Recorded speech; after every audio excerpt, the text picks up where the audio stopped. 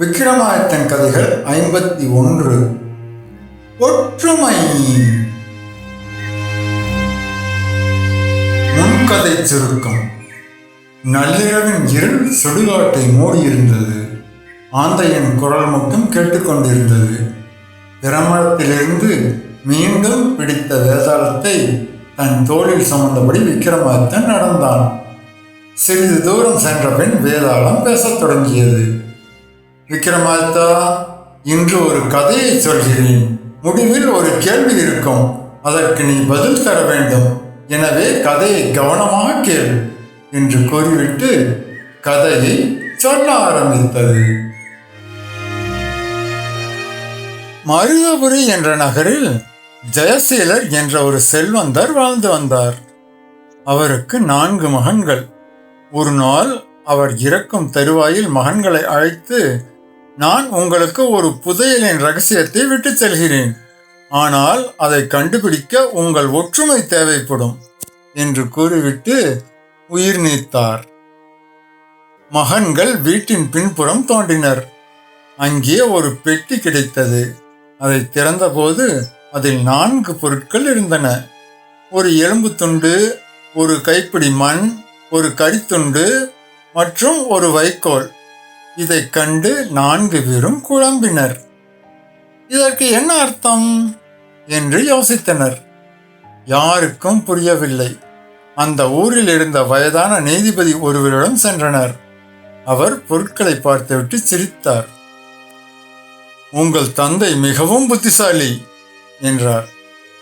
எலும்பு என்பது கால்நடைகளை குறிக்கிறது. மண் என்பது நிலங்களை குறிக்கிறது.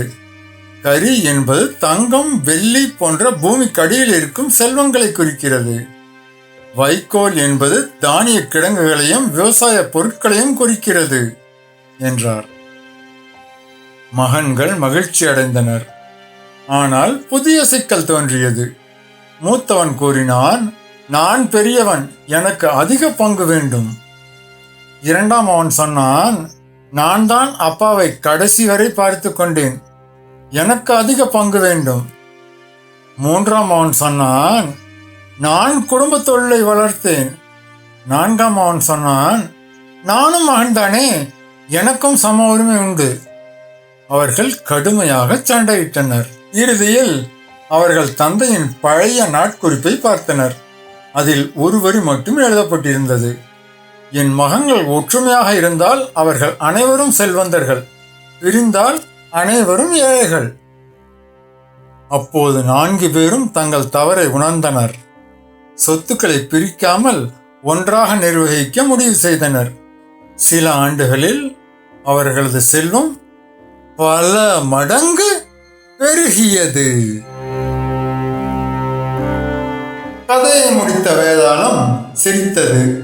விக்கிரமாதித்தா, இப்போது என் கேள்விக்கு பதில் சொல். அந்த 4 சகோதரர்களில் யார் உண்மையில் தங்கள் தந்தையின் விருப்பத்தை நிறைவேற்றியவர்? இதற்கான பதிலை தெரிந்திருந்தும் நீ கூறாவிட்டால் உன் தலை சுக்குநூறாக வெடித்து சிதறிவிடும் என்றது. விக்கிரமாதித்தன் உடனே பதிலளித்தான். அவர்கள் 4 பேருமே தந்தையின் விருப்பத்தை நிறைவேற்றியவர்கள்தான். ஏனெனில் தந்தையின் விருப்பம் ஒருவன் மட்டும் செல்வதாக வேண்டும் என்பதல்ல, அவர்கள் ஒற்றுமையாக வாழ வேண்டும் என்பதே.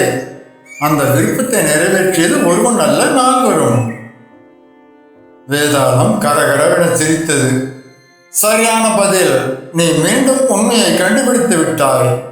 ஆனால் நீ உன் மௌனத்தை கலைத்து பேசிவிட்டதால் நான் உன்னிடமிருந்து தப்பிக்கிறேன் என்று கூறிவிட்டு விக்கிரமாதித்தனின் தோளிலிருந்து தாவி இருளை கிழித்தபடி பறந்து சென்று மீண்டும் பிணமரத்தில் தலைகீழாக தொங்கியது. விக்கிரமாதித்தன் ஒரு பெருமூச்சு விட்டான். பின்னர் தனது வாளை இறுக்கமாக பிடித்து கொண்டு வேதாளத்தை மீண்டும் பிடிக்க மரத்தை நோக்கி நடந்தான்.